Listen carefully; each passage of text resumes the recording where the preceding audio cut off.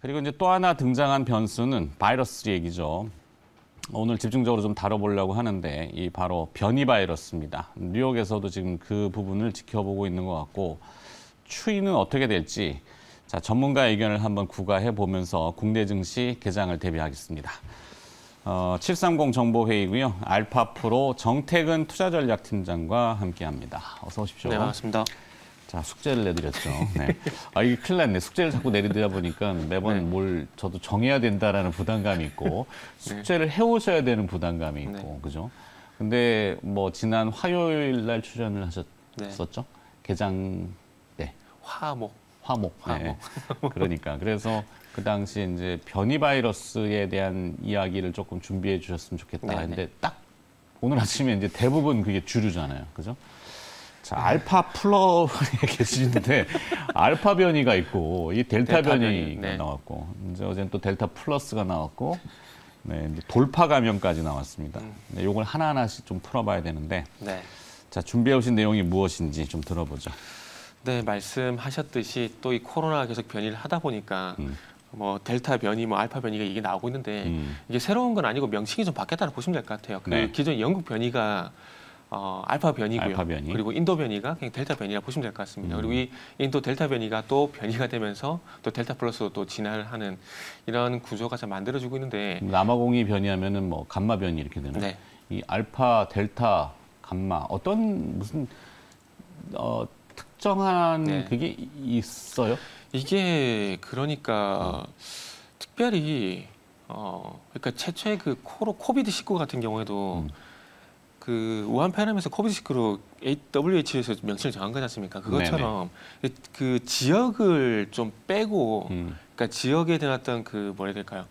이런 안 좋은 인식이 좀 발생될 수 있으니까 그런 부분을 좀 방어하기 위해서 이 지역 명칭을 빼고 고유 명사를 그렇죠. 이제 고유 대명사 같이 쓰는 그래서 보통 보면은 그 바이러스의 염기 명칭이 숫자나 이런 부분이 나와 있잖아요. 그런 것처럼 큰 의미는 두기 힘들고 그냥 바이러스 염기 서열 순으로 이렇게 염기 순서로 해서 순서대로 세워놨다 좀 보시면 될 것 같습니다. 그래서 최초 발생된 부분 또 변이된 부분 그래서 알파, 베타, 감마 뭐 이런 식으로 순서를 좀 세웠다 보시면 될 것 같아요. 델타는 일단은 인도 쪽 변이 이렇게 되는 거죠. 네, 맞습니다. 그래서 지금 델타 변이가 지금 인도에서 시작을 해가지고 영국 그리고 지금 미국 쪽으로 확산이 좀 되고 있는 상황인데 그래서 영국 신규 확진자 중에서 90%가 델타 변이고 미국 같은 경우 20% 이상이 델타 변이 감염이라고 얘기를 하고 있습니다. 그리고 지금 스파이크 단백질에서 변이가 2개가 발생이 되면서 이 484Q 그리고 L452R 이 변이가 2개가 좀 변이가 발생이 됐는데 요거는 어느 부위에서 발생된지는 잠시 후에 다시 말씀드릴게요. 그리고 이제 영국 변이보다는 전파력이 좀 높다 보니까 실내에서는 60%, 실외에서도 40% 정도 변이가 높다라고 합니다. 감염률이? 네네. 감염률이 높다고 합니다. 그리고 그나마 좀 다행인 부분은 일단은 백신 접종을 하게 된다면 2차 접종까지 마무리를 하게 된다면은 60에서 88%까지 올라가니까 그래도 아직까지 백신이 그래도 예방 효과가 있다고 보는 게 맞을 것 같고요. 방어할 수 있는 체계는 아직은 그래도 이 백신의 효용성이 있다. 네, 백신의 방어력이 사실 그게 있다. 결론이잖아요. 이게 뚫려버리는 아까 제가 이제 돌파 감염이라는 표현을 썼는데 백신을 맞고 2주 후에 항체가 생성이 되는 즈음에 다시 감염이 돼버리는 우리 국내에도 이게 나왔다고 해서 지금 당국이 상당히 예의주시하고 있는 것 같은데 자 그래서 그 부분이 잠시만 짚고 넘어가면은 이게 회피력하고 무력화가 일정 부분이 있다라 좀 봐야 될 것 같습니다. 그 부분은 또 잠시 후에 얘기 좀 드릴게요. 그래서 일단은 지금 1차 접종자 같은 경우에는 방어력이 33% 상태 좀 떨어집니다. 말씀하셨듯이. 근데 두 번 2차 접종까지 마무리하게 되면은 그 화이자 같은 경우 88% 그리고 아스트라제네카 같은 경우는 60% 정도 얘기가 있고요. 그리고 남아공 변이 같은 경우에는 지금 얀센 백신을 지금 맞고 있지 않습니까? 그렇죠. 얀센 백신 같은 경우는 90% 정도 효과가 있다고 하니까 그래도 그나마 이 백신 효과가 있다라는 게 정말 좀 다행이다라는 말씀을 좀 드려보고 싶고요. 그래서 지금 델타 변이 감염자 같은 경우는 델타 변이에 감염된 73%는 백신 미접종자라고 하고 있습니다. 그렇기 때문에 백신이 완전히 무력화됐다라고 보기 좀 아직까지 힘들다고 좀 볼 수 있을 것 같고요. 하지만 어쨌든 이 전염력이 계속해서 올라가고 있다는 부분들을 봤을 때는 조심을 해야 될 필요는 분명히 있고요. 그러다 보니까 이스라엘 같은 경우에는 이 화이자 백신 접종률이 70% 이상 올라감에도 불구하고 좀 마스크를 다시 착용하라는 그 공고가 나오는 상황이기 때문에 각국마다 현재 조심을 하고 있고요. 이 지금의 그 델타 변이 상황이 중요한 게 아니라 이게 또 사람 몸속에 들어가서 또 변이가 될 수 있기 때문에 그 차원에서 계속 조심해야 될 필요가 있지 않을까라 좀 말씀드려보고 싶습니다. 지금 델타 변이가 위험한 부분은 이게 코비드라기보다는 독감 증세에 좀 가깝다 보니까 네. 이게 좀 방심을 하는 경우가 상당히 좀 많다라고 합니다. 그러니까 그러니까 기존의 코비드 같은 경우는 감기 증상에서 미각이라든지 후각을 잃는 그런 현상까지 나타났었는데 이 델타 변이 같은 경우는 말씀드렸듯이 독감 증상과 상당히 유사하다 보니까 이 코비드라기보다는 독감이겠지 하고 넘어가다 보니까 이게 감염이 되고 또 재감염이 되는 그런 현상이 나타나고 있기 때문에 지금 어쨌든 조금 감기 증상이 있다라면은 이 코비드일 가능성이 염두에 두고 조금 조심을 하게 되면서 다른 사람한테 전염이 안 될 수 있도록 최대한 조심할 수밖에 없다라 좀 봐야 될 것 같아요. 그래서 네. 이 방심에 의한 피해가 좀 확대가 되고 있다고 보시면 될 것 같고요. 그러니까 이게 네. 참 공교롭게도 빗장을 네. 풀기 시작하자마자 또 네. 변이 바이러스의 확산이 네네. 대두가 되잖아요. 이게- 어떻게 보면 이 바이러스가 네. 늘 저희가 이제 뭐 가볍게 얘기를 하긴 합니다만 좀 인지력이 있는 존재처럼 네. 숨어 있다가 뭔가 그러니까요. 푸니까 네네. 훅 나오고 또 변이를 하고 그렇죠. 또 변이의 변이 그게 이제 플러스 델타 플러스 그러니까 델타 참 플러스 어렵다. 얘기 나오고 네. 이게 아시다시피 그 mRNA 구조다 보니까 이 염기설 구조가 상당히 불안정합니다. 한 가닥짜리 네, 한 가닥짜리다 보니까 불안정한데 이게 불안정하다 보니까 변이가 계속해서 발생이 좀 되는 거죠. 네. 아시다시피 이게 원래는 이 감기 바이러스 코로나 바이러스라고 하거든요. 근데 이 코로나 바이러스 같은 경우는 아시다시피 동물한테서 감기를 일으키는 바이러스인데 이 바이러스가 이 염기설이 단순하다 보니까 변이가 계속해서 발생이 되고 이 변이가 발생이 되다 보니까 이 바이러스 외부에 있는 원래는 글라이코프로틴이라고 그래요. 이 네. 그 외부에 돌기가 있는 부분들이. 그래서 이 변이가 발생이 되다 보니까 이 돌기에 있는 부분들의 변이가 발생이 되고 이 변이가 사람 몸속에도 흡수가 되는 현상이 나타나다 보니까 이게 감기 증상으로 나타나게 되는 거. 그래서 예전에 아시겠지만 신종플루라든지 사스라든지 메르스라든지 이런 부분들이 그런 맥락에서 좀 보시면 될 것 같아요.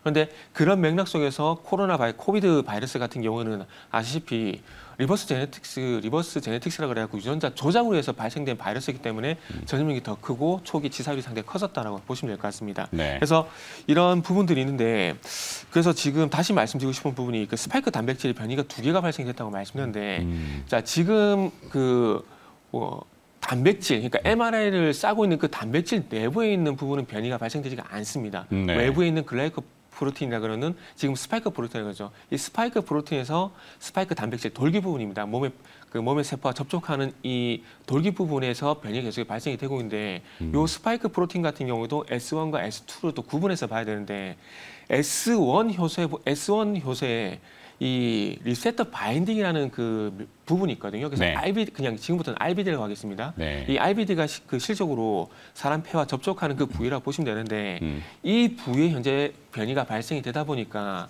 이 백신을 회피한다, 백신이 무력화된다는 얘기가 나오고 있다고 보시면 될 것 같아요. 그러니까 이 사람 폐와 접촉하는 이 표변에 항체가 발생이 되게 되면 항체가 이렇게 접촉을 하게 되고 작용을 하게 되는데 여기에 변이가 발생이 되게 되면은 이 기존의 항체가 이 스파이크 프로틴 리세터 바인딩을 인식을 못하다 보니까 피해가 버리는 거예요. 그러다 보니까 이 백신 방어율이 떨어지게 되는 부분들인데 요거는 네. 좀 이따가 모더나 연구 논문 발표에 이게 좀 말씀드리겠습니다. 그래서 이게 그런데 그 소위 말하는 그 S1 효소에서 N터미널 도메인과 리셉터 바인딩 도메인이 있는데 지금 영국 변이 같은 경우는 리셉터 바인딩 도메인에서 1개의 돌연 변이가 발생된 거고요. 그리고 N터미널 도메인에는 3개의 변이가 발생이 된 겁니다. 그리고 남아공 변이 같은 경우에는 이 리셉터 바인딩에서 3개의 돌연 변이가 발생이 된 거고 남아공 변이 같은 경우 5개 변이가 발생된 건데 그 지금까지 변이를 봤을 때 영국, 남아공, 인도로 봤을 때 제가 예상을 해보기에는 아마 지금 남아공화가 그리고 그 남아공보다 리셉터 바인딩과 N터미널 도메인 쪽에서 변이가 추가적으로 더 많이 발생됐을 가능성이 있다라는 거죠. 무슨 얘기냐면은 영국 변이가 리셉터 바인딩에서 돌연 변이 하나가 발생됐는데 남아공에서 3개가 발생됐다. 그럼 좀 더 이게 바이러스도 그 돌연 변이가 진화가 되게 되면서 5개, 6개 정도 더 생길 수가 있다라는 거죠. 네. 그러다 보니까 이 돌연 변이가 발생이 되고 이 돌연 변이가 항체가 오더라도 인식을 못하게 되다 보니까 항체가 회피할 수밖에 없는 그런 현상이 나타난다는 거죠. 항원이 오더라도. 네네. 항체가 오더라도 이게 접촉이 돼야 되는데 그 항체를 회피하게 된다는 거지 돌연변이 때문에. 그러니까 그래서 뭐 용어는 리셉터 바인딩 도메인 이렇게 어렵게 돼 있지만 네네. 뭐 풀어보면 이러네요. 접촉 결합 주소. 네네. 결국에는 스파이크 단백질, 네네. 돌기. 네. 그 돌기가 변이했다는 거잖아요. 그리고 원래는 이제 항체가 형성이 되면은 뭐 붙는 거에 대해서 네네. 이렇게 좀 잘 차단하는데 그렇죠. 다시 붙어버린다는 거죠, 지금.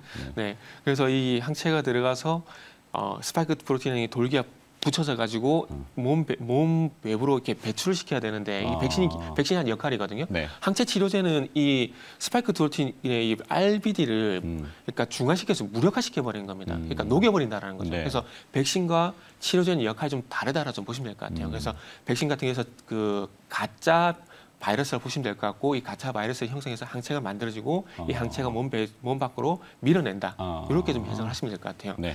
그래서 그래서 제가 왜 이거를 리셉터 바인드에서 발생됐다고 얘기를 하냐면은 지금 발생되고 있는 변이 명칭을 보게 되면 영국 변이 같은 경우에는 N501Y라는 변이가 리셉터 바인딩에 발생이 됐어요. 네. 그런데 N501Y가 있고 남아공 변이 같은 경우는 N501Y에 플러스 2개가 발생되는데 K417N, 244K 이렇게 있는데 이 명칭을 보게 되면은 아무래도 N터미널보다는 리셉터 바인딩 RBD에서 발생된 변이와 명칭이 상당히 유사하기 때문에 이 델타 변이 같은 경우는 N터미널 쪽에서도 변이 바이러스가 그 돌연 변이가 발생됐겠지만은 리셉터 바인딩 쪽에서 변이가 발생이 되게 되면서 좀 더 전염력이 높아지게 되고 항체를 회피한다는 그런 학설까지 나오게 되는 원인이 되지 않나 좀 생각을 하고 있습니다. 네. 그래서 이런 부분들 때문에 지금 미국의 그러니까 올해 2월달에 그 미국의 국립 알레르기 감염병 연구소 NIAID에서 모더나가 지금 연구 논문을 발표를 했는데 여기서 주목을 해야 될 부분은 그 슈더 바이러스를 이용해서 항체량과 중화 여부를 연구를 했습니다. 그러니까 항체가 얼마만큼 많이 나오느냐, 그러니까 그 백신을 맞았을 때 항체가 얼마만큼 나오고 이 항체의 어떤 방어력이 얼마만큼 높은가, 그리고 얼마만큼 이 바이러스를 중화를 시키냐, 여기에 대한 연구를 좀 진행했습니다. 네. 슈더 바이러스는 안전한 바이러스, 그러니까 그 바이러스를 구매가 가능하다 그러다고 해서 안전한 바이러스 구체에다가 이 스파이크 프로틴 유전체를 삽입을 시켜서 스스로 돌기가 나오게 하는 그런 역할이니까 조금 그 지금의 그 코로나 바이러스와 유사한 바이러스 그 형체를 만들어서 이걸 좀 실험을 했다라고 보시면 될 것 같아요. 어차피 그 돌연변이는 이 구체에서 발생되는 게 아니라 스파이크 프로틴에서 돌기에서 발생되는 거기 때문에 외부의 껍데기, 외부 껍데기에서 발생되는 거기 때문에 그렇게 해서 실험을 진행했다 그러더라고요. 그래서 근데 이제 델타 플러스라는 표현 아까 이제 우리가 반복적으로 썼지만 이게 새로운 종이다라고 이야기를 할 수는 새로운 종이라고 얘기를 할 수 있는 거죠. 왜냐하면은 어쨌든 새롭게 이렇게 변이가 발생되게 되면서 스파이크 프로틴 그 부분에서 어쨌든 변이가 발생되고 변형이 발생되는 부분들이기 때문에 이게 새롭게 진화가 된다라고 보는 것도 맞다라고 볼 수 있을 것 같아요. 원래 코비드라는 게 뭐 사스코브도 있지만 뭐라 그러죠? 그 하여튼 왕관 코비드19 스파이크 프로틴 코로나가 이게 왕관이잖아요. 그렇죠. 그러니까 코로나라는 애들은 비슷비슷하게 그 놈이 그 놈처럼 생겼지만. 그러니까 RNA는 기본 구조 속에서 이게 그러니까 그 전염력이 높아지는 그런 진화를 계속 거치고 있지 않습니까? 그러다 보니까 이게 알파 변이가 됐다가 델타 변이가 됐다가 이제 델타 플러스까지 얘기가 나오고 있는데, 그런데 결론적으로 말씀드리고 싶은 건 치사율만 높아지지 않게 된다라면은 그래도 그나마 치명적이지 되지 않을까. 그러니까 이게 유전자 조작을 해서 탄생된 바이러스임에도 불구하고 그나마 좀 안심이 되는 게, 초기에는 치사율이 높다 보니까 메르스 같은 경우도 마찬가지 치사율 때문에 상당히 문제가 많이 됐었거든요. 그런데 이게 아시겠지만은 이 바이러스가 숙주를 계속해서 옮겨가야 되잖아요. 그런데 이게 다른 숙주로 옮겨가기 전에 이 치사율이 너무 높다 보니까 기존의 숙주를 죽여버리고 자기도 같이 죽어버립니다. 결국 바이러스는 숙주가 없으면은 전염이 안 돼요. 그런데 이 다른 숙주로 옮겨가기 전에 이 바이러스 숙주가 죽어버리다 보니까 치사율이 떨어지고 전염력이 높아지니까 얘도 어쨌든 계속해서 전염을 시켜야 되는 게 자기 역할이다 보니까 치사율을 떨어질 수밖에 없다라는 거죠. 그러다 보니까 전염력이 높아지게 되고 다른 숙주 쪽으로 계속 옮겨갈 수 있게 진화가 이제 계속 진행되고 있는데, 그래서 지금 델타 플러스든 뭐 델타 변이든 뭐 감마 변이든 간에 중요한 건 치사율이 아직까지 높지 않다라는 거. 근데 조심스럽게 학계에서 이 델타 플러스 같은 경우는 치사율도 올라갈 수 있다라고 얘기를 하고 있지만 아직 확인된 건 아무것도 없습니다. 오케이. 네. 자, 이렇게 너무 깊게 요까지만. 아, 예. 왜냐하면 이게 저희가 의학 방송이 아니기 때문에 네네. 의학 지식은 다른 매체들이 많이 또 하겠죠. 네. 그러면 그래서 우리는 네. 결론이 나와야 돼요. 뭐가 연결되는 네네. 그 종목 주식이 뭐예요? 그럼? 그래서 지금 마지막에 말씀드리고 하는 게 지금 그래서 모더나 같은 경우에 이 돌연변이 증가에 대응을 할 수 있는 디자인된 백신 개발 현재 임상을 진행을 하고 있습니다. 근데 여기서 하고 있는 기술이 뭐냐면 핵산 백신 기술인데 그 플랫폼만 만들어 가지고 유전자 구조를 바꾸는 건 쉽다라고 합니다. 그래서 그렇죠. 그 포커스를 맞춰야 될 부분이 리보 핵산 백신 기술, 그러니까 플랫폼 기술 여기 주목을 해야 되는데 네. 이 플랫폼을 좀 주목을 하다 보니까 지금 좀 많이 올랐습니다. 셀리드라는 기업이 보이더라고요. 네. 그래서 이 셀리드 기업은 표적 항암제라든지 면역 항암제에 관련된 플랫폼 기술을 현재 보유를 하고 있습니다. 그래서 이 면역 항암제 같은 경우도 그 그러니까 수동적으로 이 표적 면역 항암제에 투입을 하는 게 아니라 이 항원을 몸속에 투입을 해서 몸속에서 자연스럽게 이 면역 세포를 만들어서 암 세포를 공격하는 그런 기술인데, 이 어쨌든 이 셀리박스라는 플랫폼 기술을 현재 이 셀리드라는 회사가 좀 가지고 있습니다. 그래서 요거는 지금 현재 암 면역 치료에 이제 백신을 개발을 하고 있는데, 요거를 그러니까 항원 제시 세포에다가 항원을 탑재를 시켜서 암 세포를 공격하는 거거든요. 근데 이게 플랫폼 기술인데 요거를 조금 바꿔가지고요. 그러니까 이 수지 세포라 그래가지고 이게 코로나 바이러스를 인지하는 세포라 보시면 될 것 같습니다. 그래서 수지 세포에다가 그 코로나 그러니까 바이러스 항원을 얹어가지고 이 항원이 B 세포 쪽으로 가가지고 자연스럽게 이 항체를 형성하고 이 항체가 바이러스를 무력화시키는 그런 기술과 연결될 수가 있다라면은, 그러니까 셀리드가 가지고 있는 셀리박스라는 플랫폼 기술에다가 바이러스 항원만 얹어주게 된다라면 자연스럽게 이 바이러스 치료도 가능하다고 좀 생각이 들었거든요. 네. 그러다 보니까 이 플랫폼 기술에 주목을 하다 보니까 셀리박스라는 종목이 좀 보였고요. 그리고 제가 모더나 얘기할 때 항상 드럭 딜리버리 시스템을 말씀드리잖아요. 그렇죠. 그래서 이게 전달 운반 mRNA 같은 경우는 전달 운반책이 필요한데 이 전달 운반책 기술을 가지고 있는 게 또 ST팜입니다. LNP 기술이라 가지고. ST팜. 네네. 그래서 LNP 기술을 가지고 있는데, 그래서 어쨌든 전달 운반책을 보게 된다면 ST팜 그리고 어쨌든 이 백신 개발을 위한, 그러니까 바이러스 백신 개발을 위한 플랫폼 기술을 우리가 한번 주목을 해보자면은 제가 봤을 때는 셀리드라는 기업을 한번 보는 게 좋지 않을까 좀 생각을 하고 있습니다. 근데 네. 이 기업들 같은 경우에는 다시 말씀드리지만은 최근에 주가가 좀 많이 올랐습니다. 그런적으로. 네. 그렇기 때문에 접근에 대한 부분들은 좀 리스크 측면에서 조금은 담당을 좀 하셔야 되지 않을까라는 말씀드리고 싶고요. 그래서 어쨌든 저도 조사를 하다 보니까 플랫폼 그리고 백신 전달 운반책 여기 좀 포커스를 맞추다 보니까 셀리드 그리고 ST팜 요 두 종목이 보였다. 저렇게 네. 말씀드릴 수 있을 것 같습니다. 사실 네. 셀리드 같은 경우는 뭐 저도 이따 일발장전을 준비했지만 네. 뭐 추가적으로 이 NGS라고 하는 뉴 제너레이션 시퀀싱 그 유전자의 그 염기 서열 분석을 해야 그러니까 적을 알아야지 그쵸. 어떤 놈인지를 알아야지 네네. 이걸 대응할 거 아니에요. 네. 그래서 그런 분야가 다시 주목을 받고 있고 네네. 셀리드뿐만이 아니라 네. 좀 오르지 않은 기업 네. 저는 오늘 찾았죠. 아, 그러세요? 네. 오. 이따 일발장전했어. 네. 저는 찾았어요. 좀 더 봐야겠네요, 방송. 이따 꼭 시청하시고 가시고. 자, 하여튼 뭐 다시 바이오 쪽이 조금 어떤 이유가 됐던 네. 그렇지 않아도 한 6, 7개월 동안 좀 이렇게 주가가 굉장히 조용하다가 네. 뭐 조금 이제 반응을 해서 뭐 네네. 그게 좀 단발성일지 아니면은 이제 이 변이 바이러스는 지켜봐야 되는 거잖아요. 근데 지금 그 핵산 백신 기술을 계속해서 개발하라고 상황이기 때문에 아까 말씀하셨던 대로 그 리보 핵산 기술, 그러니까 mRNA 쪽으로서는 계속해서 그 바이러스 그 염기 서열 구조에 대한 어떤 연구는 계속 진행이 될 것 같습니다. 네. 그동안은 뭐 DNA 중심으로 됐었지만 어쨌든 이게 RNA 변형이 RNA 쪽으로 또 진화가 됐고 이게 결국엔 단백질인데 어쨌든 이 mRNA 쪽으로 지금 바이러스 같은 발생됐기 때문에 여기서 대응을 하기 위한 핵산 기술도 지금 진화가 될 수밖에 없는 부분들이기 때문에 이 핵산 기술을 그러니까 이 백신 기술을 아시겠지만은 바이러스가 진화되는 속도가 너무나 빠르잖아요. 그러다 보니까 네. 백신이 못 따라잡는 부분들인데 이 플랫폼 기술을 통해서 바이러스가 변이가 되는 만큼 또 이 플랫폼 기술에서 또 따라잡을 수가 있다 그러더라고요. 그래서 그게 지금 모더나가 이제 진행을 하고 있는데 그런 측면에서 보게 되면은 뭐 말씀하셨듯이 앞으로 그런 쪽으로 해서 연구는 계속 진행될 것이고. 그러면 결국엔 네. 이게 또 치료제 쪽으로 관심이 좀 더 네. 지금 이제 한 2, 3일간은 진단 키트 네네. 그다음에 이제 우리 일발장전도 한번 했었지만 이제 면역 여권 네네. 항체가 있느냐 없느냐를 판단하는 뭐 바디텍 매드 같은 네네. 것들 최근에는 이제 다시 뭐 CGN이나 이런 진단 네네. 쪽이 어제 네. 확 올랐는데 진단보다는 결국에는 쭉 흘러가면 이게 치료제 네. 좀 효용성 있는 치료제를 찾아라 그러면은 네. 뭐 과거에 이제 뭐 타미플루 같은 네네. 것들 그리고 아니면 어제도 보니까 또 다시 구충제기 이버백틴인가요? 네.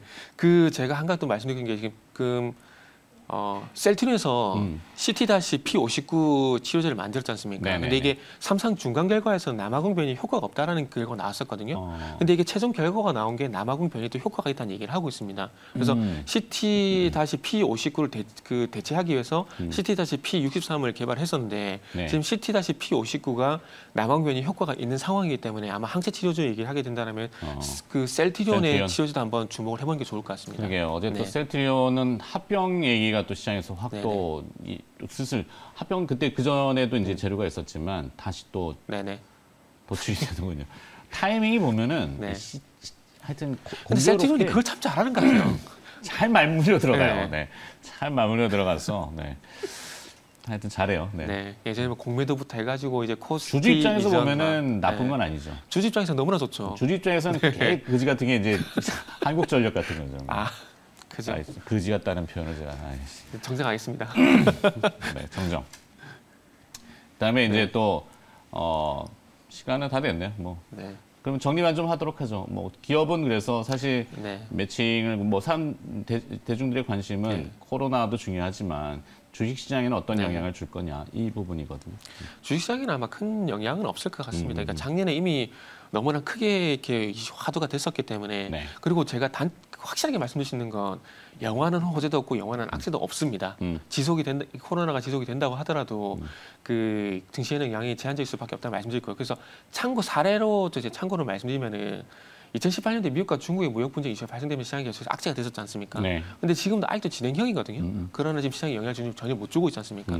그래서 이런 사례만 참고를 하더라도 바이러스가 무서운 건 맞지만은 영원히 이게 증시에 악재로는 영향을 주기에는 힘들다. 그렇기 때문에 시장보다는 업종이라든지 종목적으로 제한될 수밖에 없다. 뭐 저는 그렇게 생각을 하고 있습니다. 그래서 오늘은 사실은 단발이 됐으면 좋겠지만 하여튼 이 델타 변이 델타 플러스 이런 네. 쪽의 이슈로 이제 오늘 조금 단기 보면 에스티팜, 셀리드. 셀리드 그다음에 셀트리온 네. 이렇게 조금 정리하고 그렇죠. 마무리. 그래서 플랫폼 기술하고 뭐 이런 것들, 그러니까 뭐 백신 기술은 셀리드, 에스티팜, 항체 치료제는 셀트리온, 오케이. 다음 숙제는 계속 이슈가 되고 있는 메타버스. 메타버스. 네. 주말에 미리 해야겠네요. 알겠습니다. 자, 메타버스를 뭐 다음 주 화요일하고 목요일 두 번 나오시니까 어느 네. 쪽에 하시든 뭐 목요일 날. 네. 너무 길지 않나? 화요일 날. 아마 하다 보면 또 시간 부족할 것 같아요. 오늘은 진짜 내용 때문에 시간이 부족할 거라 예상했었고, 네. 그리고 항상 준비를 하게 되면 준비를 사실 이게 하면 논문까지 막 네. 준비도 많이 하시고 그러는데 네. 들어가면 너무 이제 우리가 의학 방송이 되니까. 네. 네. 여기까지. 네. 네. 짧게 들어봤습니다. 자, 730 정보회의였고요. 알파프로의 정태근 투자전략팀장이 오늘 또 수고를 해주셨네요. 고맙습니다. 네, 감사합니다.